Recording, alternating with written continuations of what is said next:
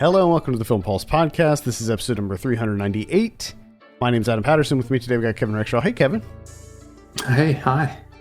We're recording this a little bit late. Had a power go out over here, which kind of sucked, but it's back now, so just a little bit of a delay.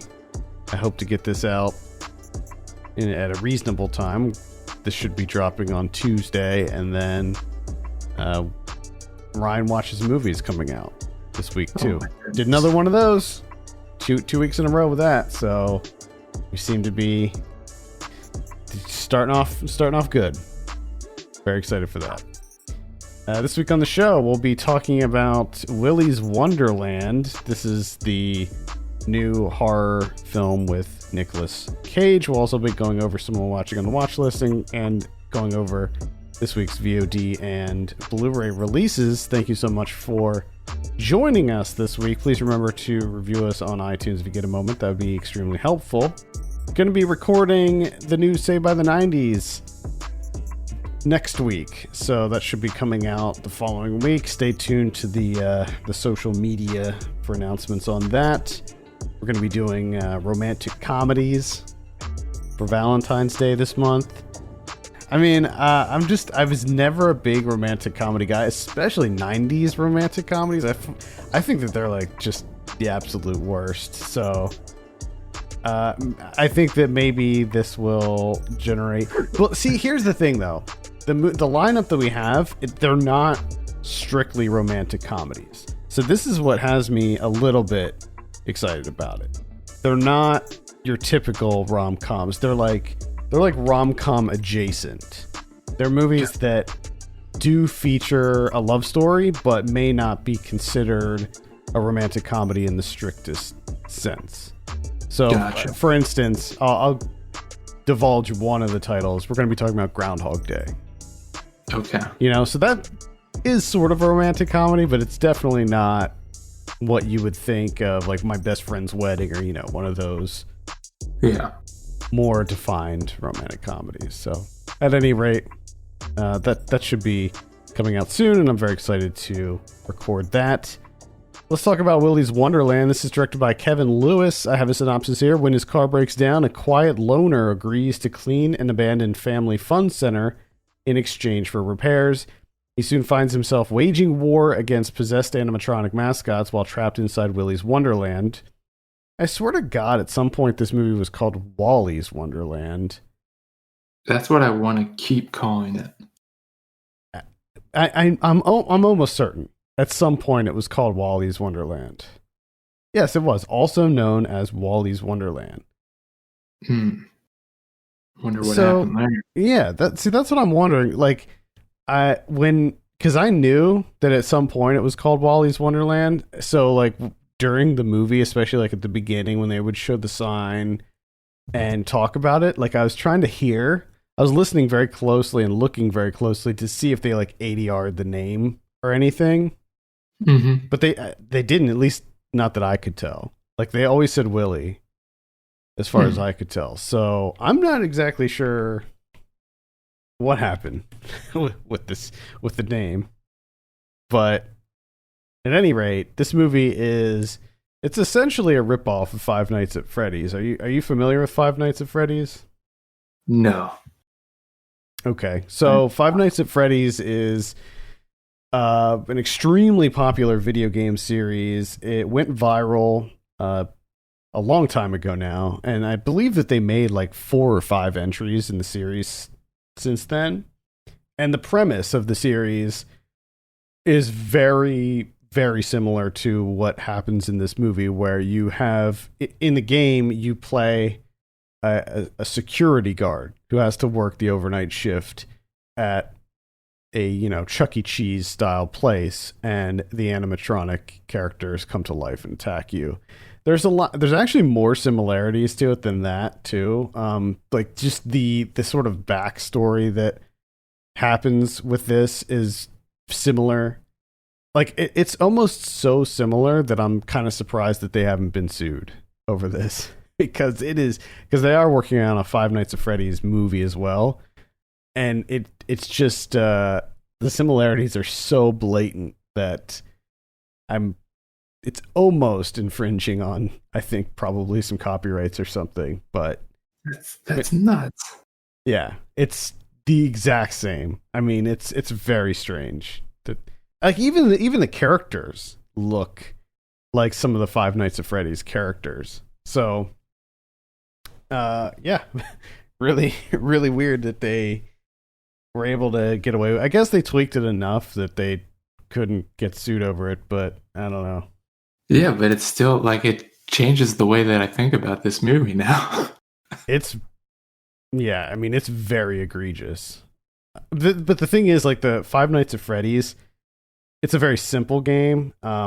It's like Night Trap, if you remember the game Night Trap, where you have to look at security cameras. So you're in a stationary position, and you have to look at all the security cameras and sort of watch and make sure that the animatronic characters don't come after you. And if they like come to like the side door, for instance, you have to hit a button to close the side door to prevent them from coming in. But the thing is, like, when you close the door, it takes up power, and you only have a limited amount of power, so you can't just keep the doors closed. It's a very tense game, and there's tons of jump scares in it. It's like really, really jump scare heavy. Which is sadly something that I didn't think that this movie had a lot of. I didn't think that this movie was scary at all. I was kind of hoping that... Well, that's why I thought it was funny when you're like, Five Nights at Freddy's is a really simple game. And I'm thinking, yeah, this movie was really simple too. It was. Five Nights at Freddy's actually sounds a little bit more complicated. Well, especially because with Five Nights at Freddy's, the lore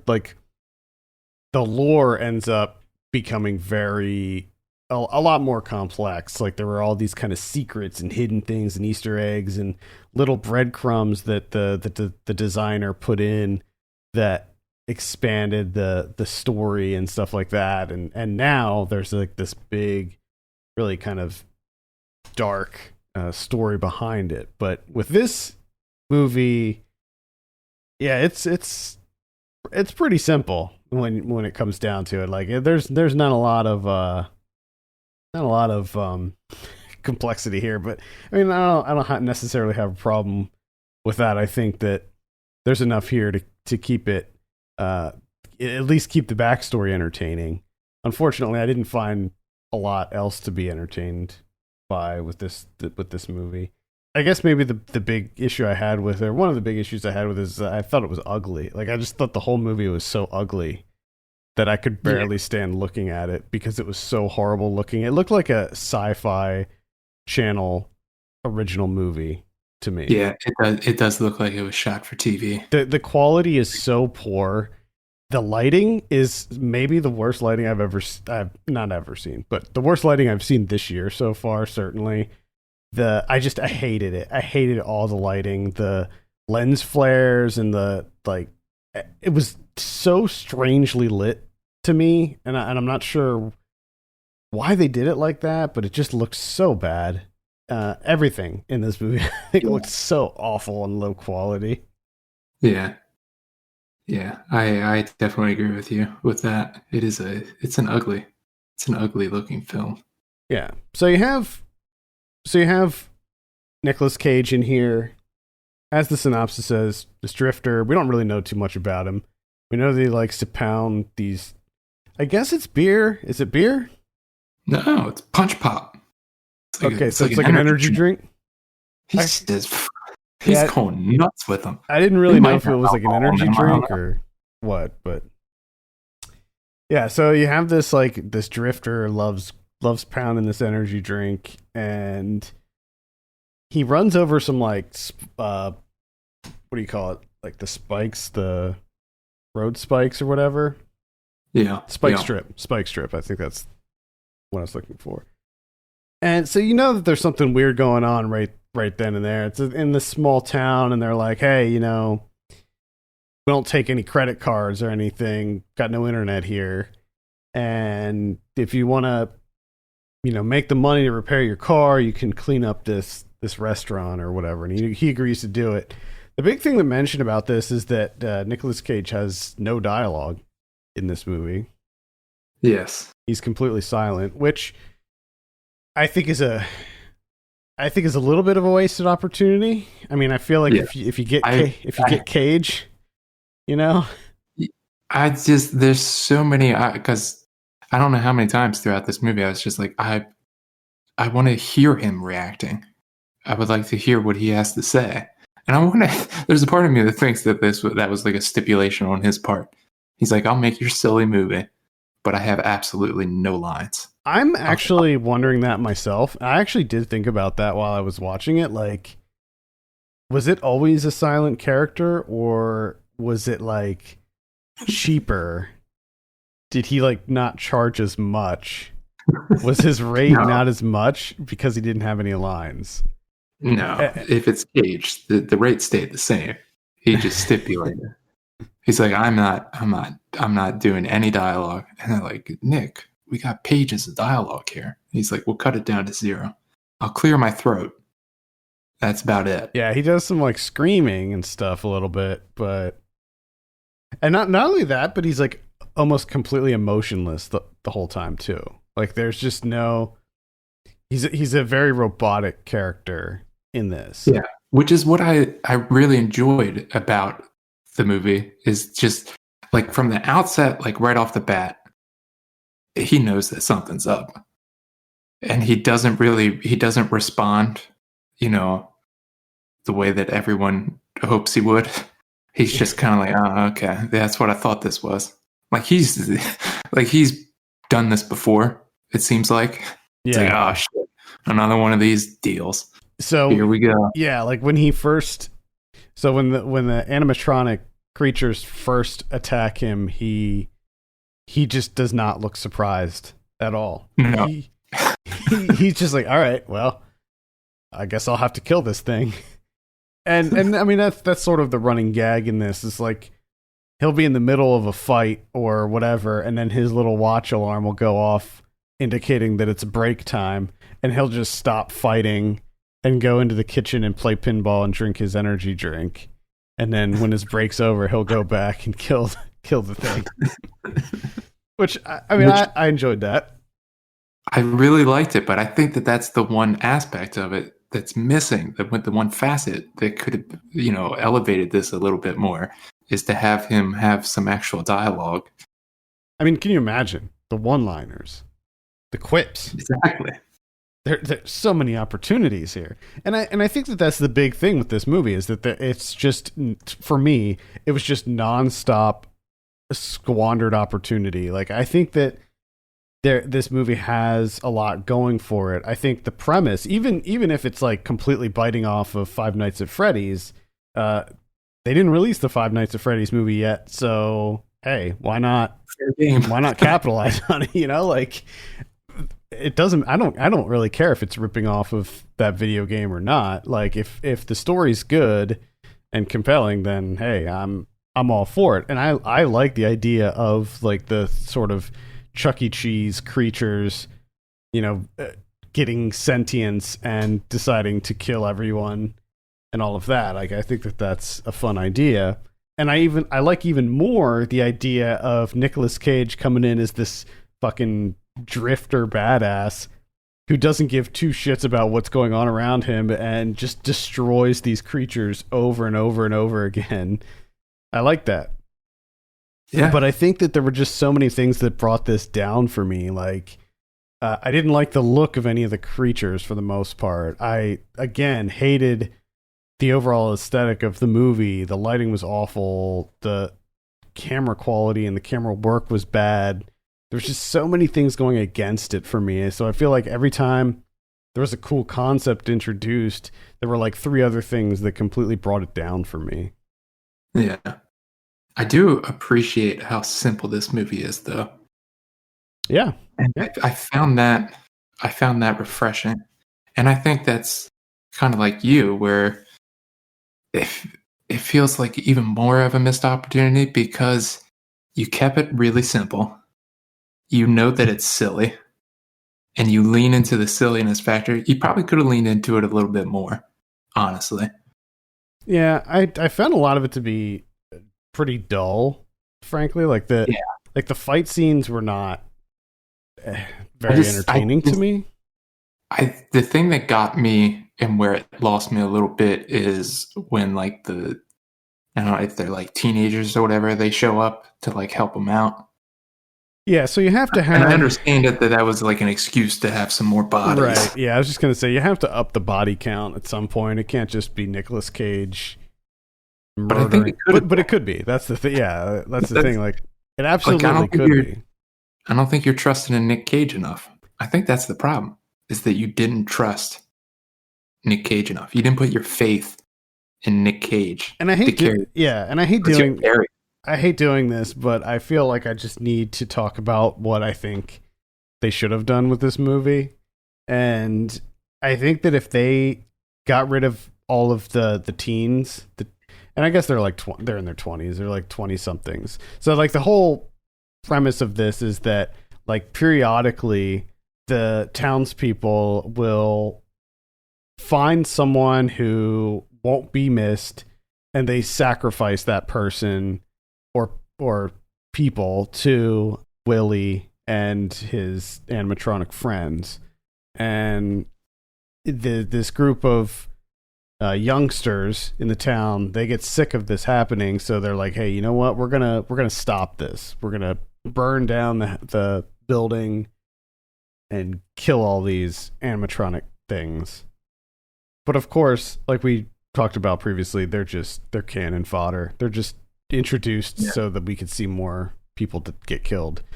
But what I'm thinking is you have a movie where it is literally just Nicolas Cage versus a group of sentient animatronic, children's pizza place mascots or whatever. Yes. And that's your movie. Like, that's all you need. You don't need to introduce the other people. Like, because some of the worst scenes in the movie are involving those 20-something-year-olds. Like the sex scene when randomly two of them decide to have sex in the restaurant for no reason whatsoever, even though they know, like, the thing is, like, they know that there are animatronic creatures roaming around murdering people. Yes. They know that going into it, so it's not like a surprise to them. And yet they still decide to have sex in one of these rooms. Like, they're not gonna get killed. Well, I think that's another thing too, entirely. Is, like, if you're going to have these 20-somethings be, a part of this story, where do you really need one of them to be this, like, cartoonish nymphomaniac? That just seemed really, like, sleazy. She also didn't have any lines for quite a while, and I thought that they were going to make her completely silent too, because she's introduced and she's in like 3 or 4 scenes before she even says anything. Yeah, which I thought was a little weird.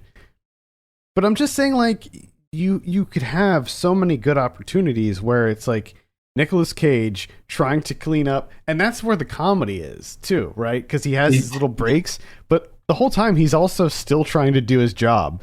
So, like, these things are attacking him, he's killing them, and then he's like cleaning up, cups and plates and stuff around the restaurant. So he's still like mopping the floors and stuff while all this is going on. And I think that that's enough right there. Like, you could set up some like fun set pieces where, like, they're attacking him in a variety of different ways, or they ambush him or whatever, and then it's like just him trying to fend them off while also doing his job of being a janitor. That's your movie. That's it. Yeah, that's what I think. The first off, you honestly don't really have to go that far. I mean, you can just, the aesthetic of it could just be better, and that would do a lot. That would do a lot to help this out. But second, and again, I don't want to get into like how, well, like what you were saying is like talking about what the movie should have done instead of what it did do. But just like, not to have Nick Cage not have emotion, it's just kind of a bummer. I mean, he still gets some classic Cage with him playing the pinball, which was great. I did enjoy that, because I was really hoping that would because he keeps coming back to it on his breaks, him playing that pinball, cleaning that pinball machine and then playing it and getting into it. And I'm like, if this doesn't pay off in some way, I'm going to be really disappointed. And it does. So I was happy for that. Yeah. His little dance routine was fantastic. But I needed more. I needed more of that. Yeah. Especially because to me, like everything else was not very good either. Like the effects work and stuff. I mean, the animatronic creatures themselves were mostly just people with like kind of animatronic, like face coverings, like masks on.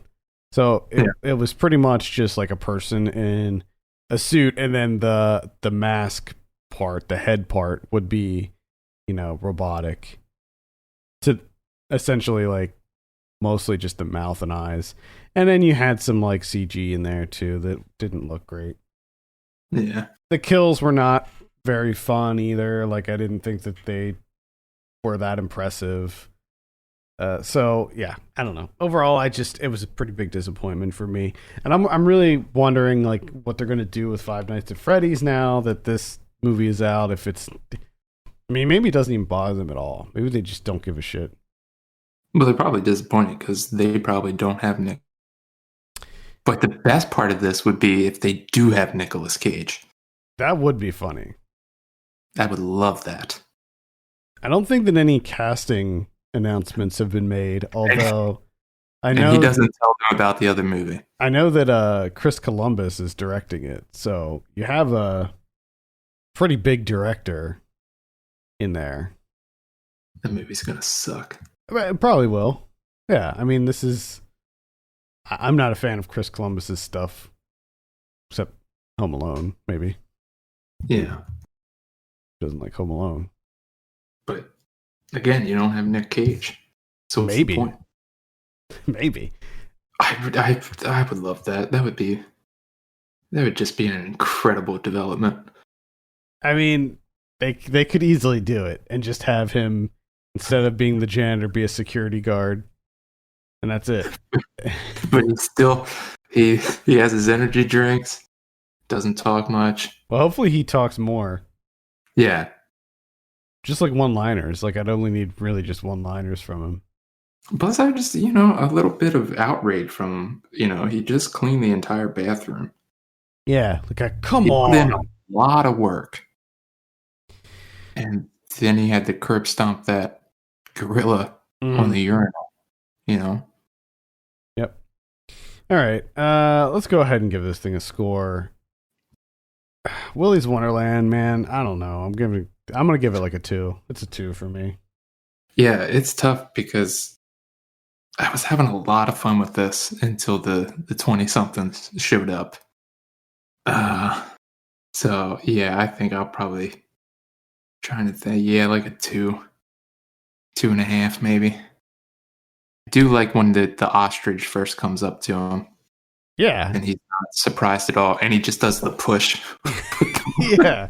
I mean, there are definitely some moments. I mean, this movie absolutely has its moments. And I think that it started off really intriguing, too. It starts off really strong. Yeah. I think that it has a really great opening. But for me, like, it just fell apart as soon as, I don't know. As soon as they started fighting and stuff, it kind of just fell apart for me. And I didn't like how the animatronics would like talk to them and try to like convince them to do stuff, and like they all had like kind of personalities, and they would they were just like so vulgar. And I think that it would be more scary if they didn't talk and they just like, crept around and jumped out at you or whatever. Like, I didn't need them to be so sassy. That's Willy's Wonderland, and that's available on VOD. All right, let's talk about some watching. Oh boy, I got a lot of stuff this week, so I'm going to try to keep everything very brief and concise. I saw Malcolm and Marie. This is on Netflix. This is the one directed by Sam Levinson, the guy who did Euphoria. This is the one with Zendaya and John David Washington. I cannot recommend this movie in the slightest bit. It is gorgeous. shot in beautiful black and white, but the entire movie involves a couple who are returning home from a movie premiere. John David Washington's character plays a director, and he just had his first big movie premiere, and it was a rousing success. But the whole movie is just the two of these people arguing for over an hour, and over an hour and a half, actually. It's just nonstop arguing and yelling, screaming at each other for 90 plus minutes. I found it to be completely insufferable. Like, I just couldn't stand it. Couldn't stand any at all. This movie. It's too much. Too much. Yeah. No, this sounds like the absolute worst thing.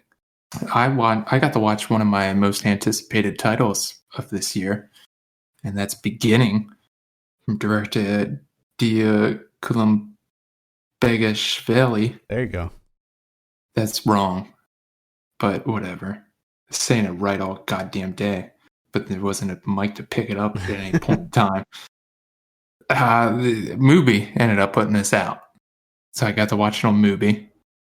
This is a pretty assured feature debut. I mean, she's done a couple of short films before this, but this is her first feature length. The cinematography from Arseny Khachaturian is incredible. I mean, the way that they get like the Georgian countryside and everything, it's just like the landscapes, the lighting, the natural lighting. It's just incredible. Lots of long takes. But the interesting thing here is there's some long takes, but with some unexpected developments. Like the opening to the scene, and just to give you a little bit of the story here, it's like a Jehovah's Witness community. They're attacked by an extremist group. So the opening scene is just the camera set up in the middle of the church. She comes in, the main character comes in, she's reprimanding some kids. She's talking to her husband, before everything gets started up. All the parishioners come in. They're coming in from two sets of doors. They're coming in, pleasantries, all that, sitting down. This is all in one take. And then her husband kind of starts his sermon or whatever, his little class. And all this is happening for, about 10 minutes or so. And then out of nowhere, the side doors that you can't see that are outside of frame open up, and Molotov cocktails are thrown in while everyone's stuck inside. Ooh. And then it's like real miles and fire, it looks like. And they're just trying to they're panicking, trying to get out and everything. They're lifting up benches, trying to break windows.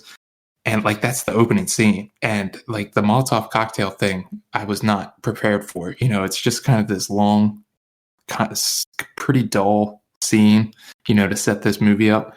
And then just out of nowhere, bam, you have the church burning down. So it kind of sets things off. So pretty great. And definitely very excited to see what she does moving forward. I mean, the storyline here was a little iffy for me, but everything else, in terms of craft, was pretty top notch. All right. And that is Beginning, which is on Mubi right now. So if you have a Mubi subscription, you could check that out.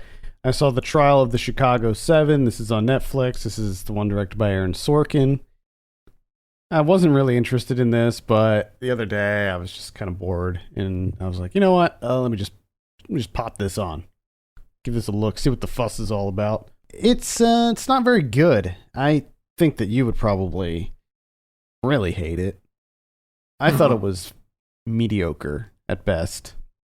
If you're not familiar, it tells the true story of the 1968 Democratic National Convention in Chicago. There was a violent confrontation between protesters and the police there, and you had some people who were charged with inciting the riot as sort of a scapegoat. People including Abby Hoffman, Jerry Rubin, Tom Hayden, and Bobby Seale. And the movie largely takes place during the trial, but there will be like flashbacks to several things that happened that led up to the clash, and it's fine. I mean, it's most people know what they're getting into when it comes to Aaron Sorkin, and like that's what you get here. You get a very, very Sorkin screenplay, and that includes many moments of eye rolling that will occur as people do their little monologues, and you're just like, come on, like let's just get over ourselves here. And the end almost dismantles the whole movie, because the end is so bad that I just couldn't help but laugh. I was laughing at how ridiculous the ending is. So yes, I can't really recommend it. I think that it is a really good story, and I think that it is a story that everyone should be aware of.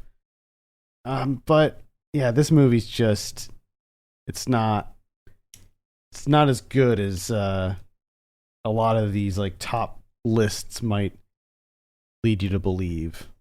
The only other movie that I watched, because I'm busy, as you know, rewatching the X-Files, but I've also started rewatching Perfect Strangers, oddly enough. Perfect Strangers. It's been quite fun. Wow. Yeah. What is that? Is that on like Hulu or something? Yeah, it's on Hulu. Man. Oh boy. Balky. Oh my god, it's something else. Absolutely incredible. I only mention that because as silly as it sounds that I'm rewatching Perfect Strangers with Balky Bartokomous, it's far more enjoyable than the movie that I watched, which was Radioflash, which is also available on Hulu. So if you find yourself on Hulu, on one hand thinking maybe I should watch Radioflash, or on the other hand thinking should I rewatch or maybe watch for the first time Perfect Strangers, I'm here to say go the Perfect Strangers route. It's far more rewarding. Radioflash is there's a electromagnetic pulse, an EMP cuts off all the power, all the water, communication, everything just down. And a father and daughter, Dominic Monaghan and Brighton Charbonneau are the father-daughter. They realize, like, okay, we got to get to Grandpa's house, played by Will Patton. He's out in the woods. He's living off the land. He's got everything they need to ride this out, whatever it is. We don't know what it is. So this is essentially like a doomsday prepper wet dream of a film. And it's decent enough when it's operating in that avenue, because like the father and daughter, they kind of know what they're doing. They're kind of competent, but they also kind of make some mistakes here and there. But for the most part, it's kind of grounded in reality. But the issue that I have with this movie, which was not in the trailer, which is just really pisses me off, is that it veers completely off course, like halfway through. And this isn't like played as like a twist or anything, where she gets trapped with these like backwoods family, and they're like cartoonish. They're like he's wearing like nothing but pelts, and he hasn't shaved in forever, and like it's just absolutely ridiculous. It's like a cross between Deliverance and like the family from the Texas Chainsaw Massacre. But there's no violence. They're just like, they just want her to live there now. And it operates in that avenue for a good chunk of the movie. Like it just stops being this like apocalyptic survival movie and just ends up there and just stays there really until the very, very end.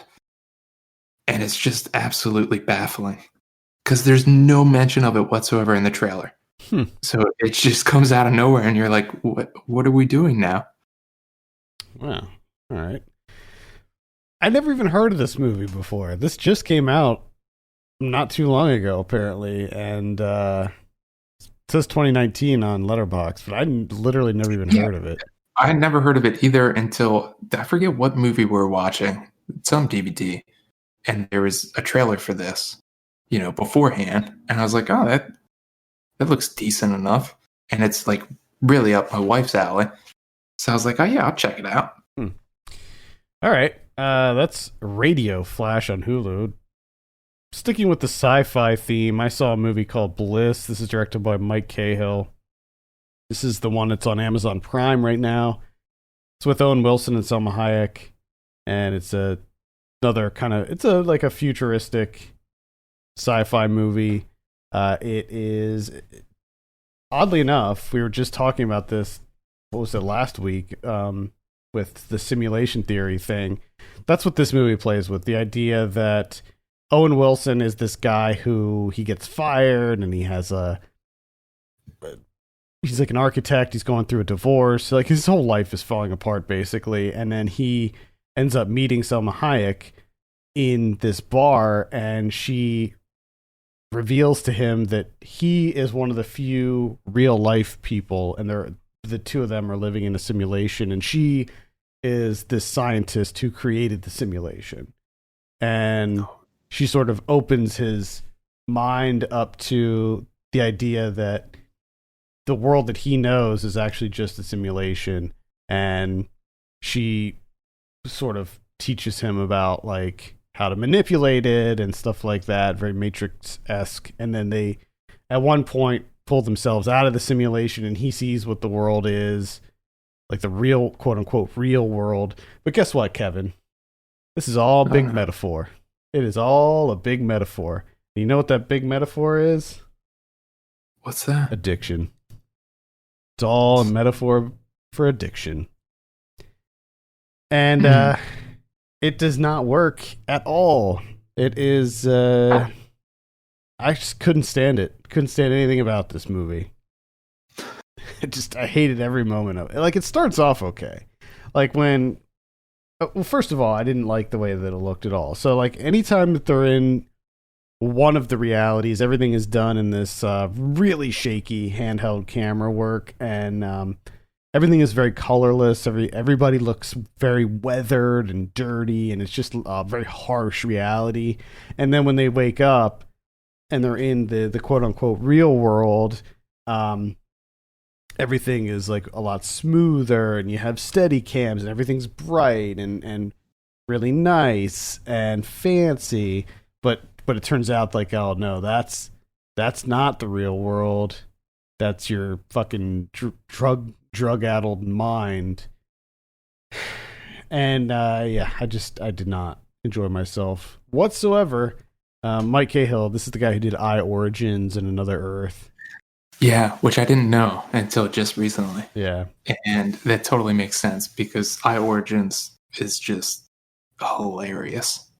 I liked I Origins for the most part. Was garbage. I gave it a 2.5 on Letterboxd. So I didn't hate that movie. I should definitely check. Okay, I gave it 1.5. Yeah, stars. you gave it a 1.5. Let it check. It'll be 3.5. No, I remember you didn't like that, and I remember thinking it was okay. But this movie, I did not like at all. So Bliss, I just cannot recommend. It's interesting to see Owen Wilson. You don't see him in too many dramatic roles. So this is Owen Wilson in a dramatic role. I mean, I will say that the two leads, Salma Hayek and Owen Wilson, they both did a great job, especially Salma Hayek, because she plays sort of almost a dual role of sorts, but it still wasn't enough to save the movie. I saw Barb and Star Go to Vista Del Mar. Yes. You have to see this movie, Kevin. This is a must-see for you. This is directed by Josh Greenbaum. Where can you see this? You can rent it. It's like one of these virtual theatrical ones. Gotcha. So you can rent it on like Amazon or whatever. It is a premium rental, so it's $20. But you know, I would have seen this in the theater anyway. So for me, that's not a big deal. And you know, I saw it with my wife too, so that'd be the equivalent of paying $10 a movie ticket. So I'm fine with that. Anyway, if you're not familiar, this is the one with Kristen Wiig and Annie Momolo. It's so I don't even know how to describe this movie. It's a comedy about these two middle-aged women who decide they get fired. They work at like a furniture store, like an Ashley Furniture type place, and they really love it. But it turns out that the store is closing, so they lose their jobs, and they decide, you know what, like we're living in a rut. Let's just throw caution to the wind, go crazy, and they decide to go to Vista Del Mar, Florida, and have a vacation, and a lot of hijinks ensue, and it's this movie will absolutely be a cult classic. Like, there's no way that this movie will not become a cult classic. It is way too out there. It's a lot more absurd than you might think. This is a Gary Sanchez production, and a lot of the Will Ferrell, Adam McKay movies they don't really go too off the rails. Like I would compare this more closely to something like a Lonely Island style movie, like MacGruber or something, where there are so many just non sequiturs and just random like talking crabs and like just outlandish things that happen in this movie, like that are completely out of the realm of the real world. That I think that it guarantees it almost a cult following. I had a blast with it. It's really funny. Kristen Wiig and Annie Mumolo are really funny in it.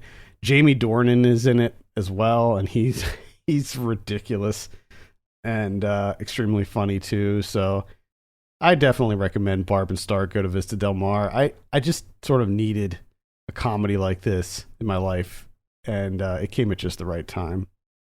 Yes. It's ridiculous and stupid and fun. Exactly what I want. Yeah. Exactly what I want to hear. I signed up for the Arrow streaming service this week, so I've been kind of exploring that and watching a bunch of stuff on that. They have a lot of classics on there, and huge collection of Giallo on there too, by the way. But they do have some contemporary releases on there that are sort of like exclusive, so I wanted to check some of those out. Then one of them was called The Bloodhound. This came out just recently. It's directed by Patrick Picard. It's sort of a modern retelling of the Shakespeare story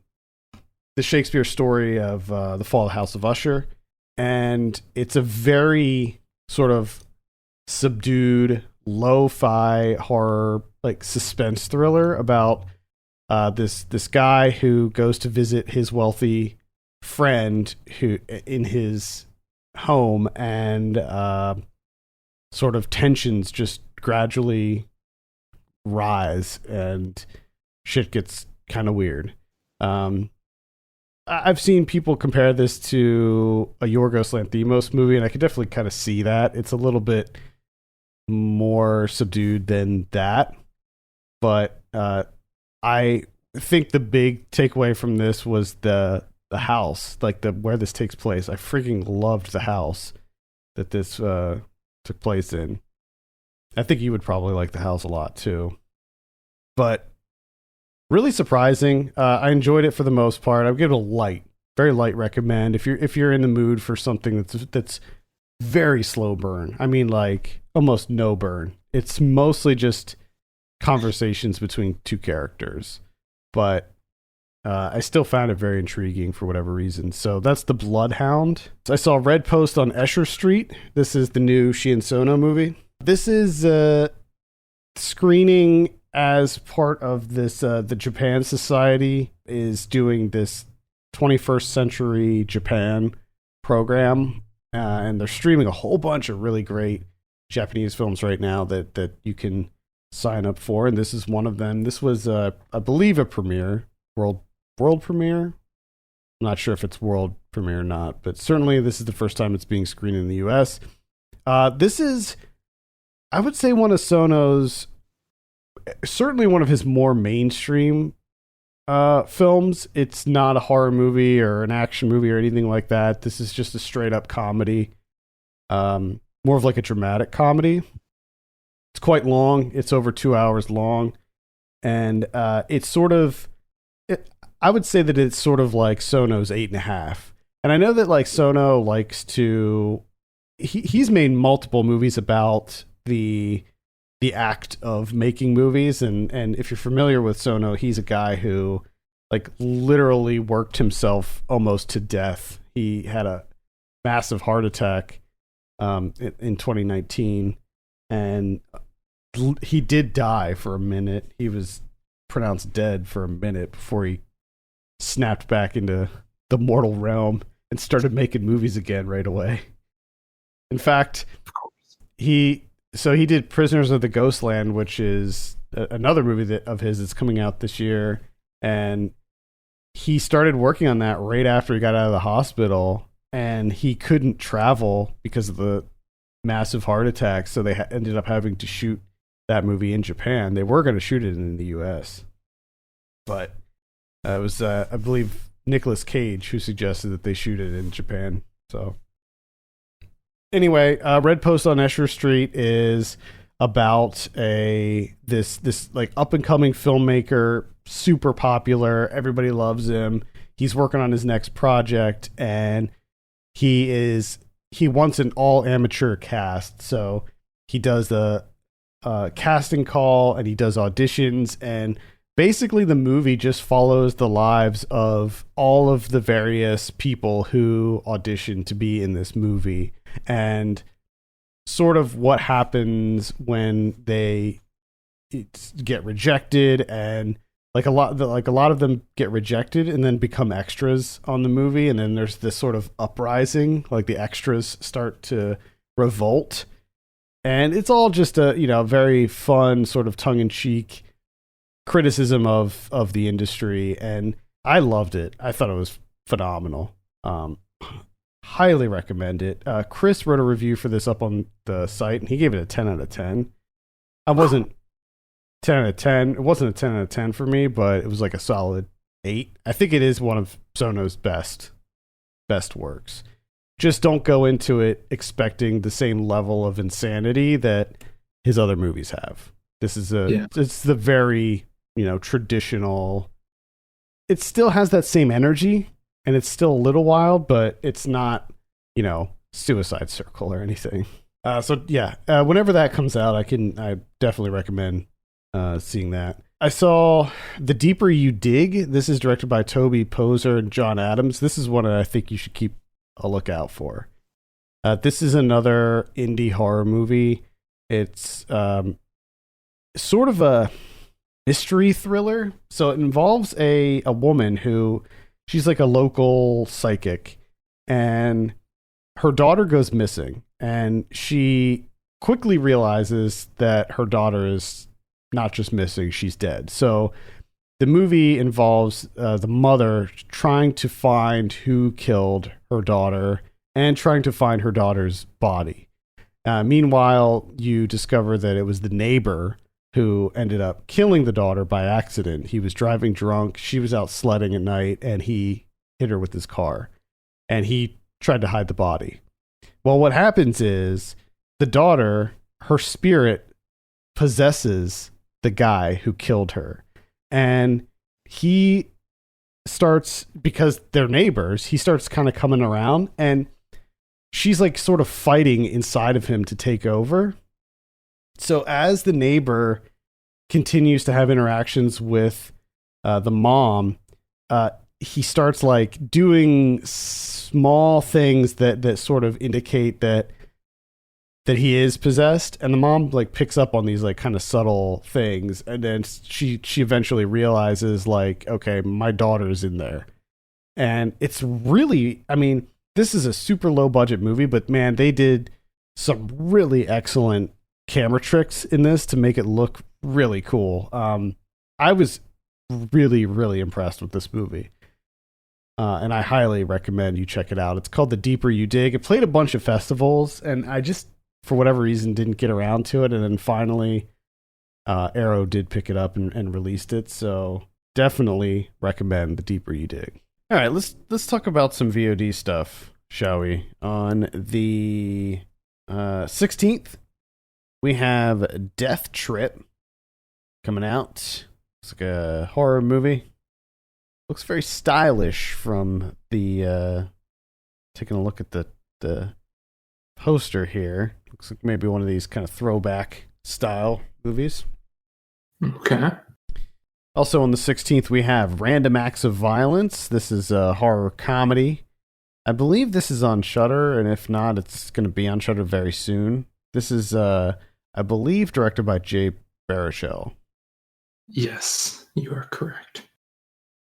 We also have Supernova. This is with Stanley Tucci and Colin Firth. We have Myth of a Colorblind France. This is a documentary about black artists such as Josephine Baker, James Baldwin, Augustus Savage, Richard Wright, traveling to Paris to liberate themselves from the racism of the United States.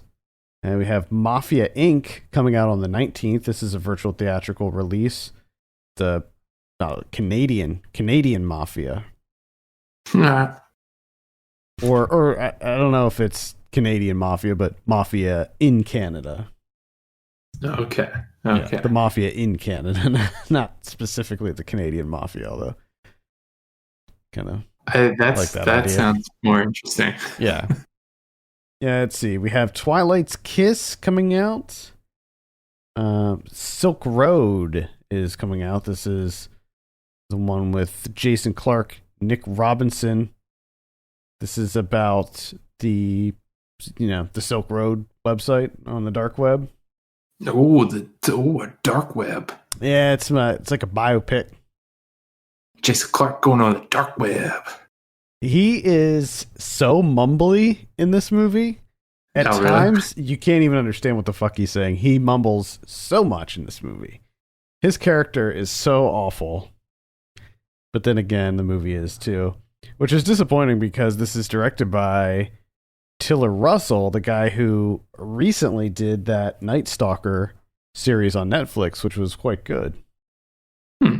But to be clear, just to reiterate, this is not a documentary whatsoever. In fact, there is a documentary about the Silk Road that came out just a couple years ago that's actually a lot better than this. So check that out instead. We also have Sin coming out.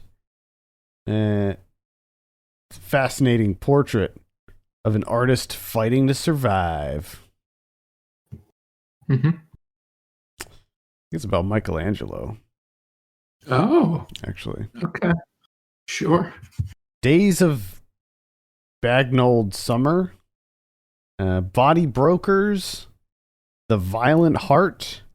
The Boarding School. Las Cumbres. That's going to be on Amazon Prime. And that's about it for VOD. Let's take a look at what we have on Blu-ray. We have Baby Doll from 1956. San Francisco from 1936. The War from 1994, starring Elijah Wood and Kevin Costner. I love that movie. Love The War. The Net and The Net 2.0. Double pack. Ooh, get the original and the upgrade.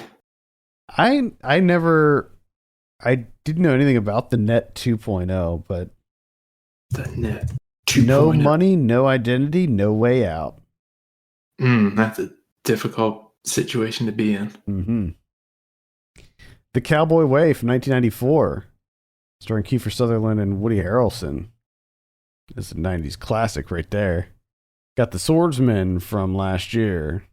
The Kid Stays in the Picture from 2002. It's a really great documentary. Man with a Movie Camera from 1929, and Kino's putting that out. Random Acts of Violence, that's the Jay Baruchel one that we just mentioned. Breach from 2007. Arch Enemy from last year, that's a bad one. The Informer from last year. The Unseen from 1980. Slithis. Hell hath no fury like Slithis. Slithis. Yeah, that's from 1978. A Call to Spy from 2019. Let's see, bunch of anime, lots of anime as usual. The Very Excellent Mr. Dundee, which was a kind of a Crocodile Dundee sort of thing. Let's see, Horizon Line. We got Breaking Surface.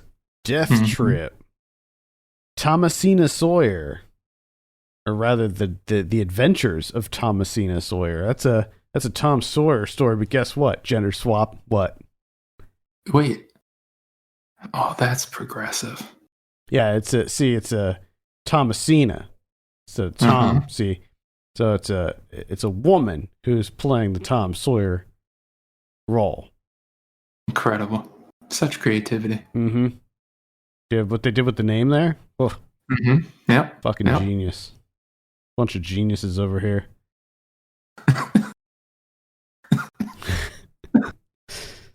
Vehicle from this year.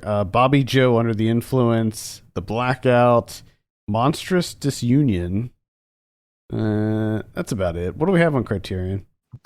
We have one, and it's Mandabi from 1968 from the Senegalese director Osmin Simbine.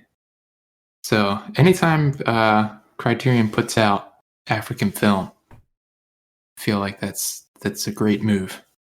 I'd like to see a lot more African films on there. This is actually the first movie ever made in the Wolof language. Wow. Cool. All right. Definitely check that out. I think that's going to do it for this week. Thank you so much for tuning in. You can send us your questions and topics to podcast@filmpulse.net. You can follow us on Twitter @filmpulsenet and @filmpulsekevin. If you have a moment, consider reviewing us on iTunes. We'd appreciate that very much. For Kevin Rakestraw, my name's Adam Patterson. We'll see you next week.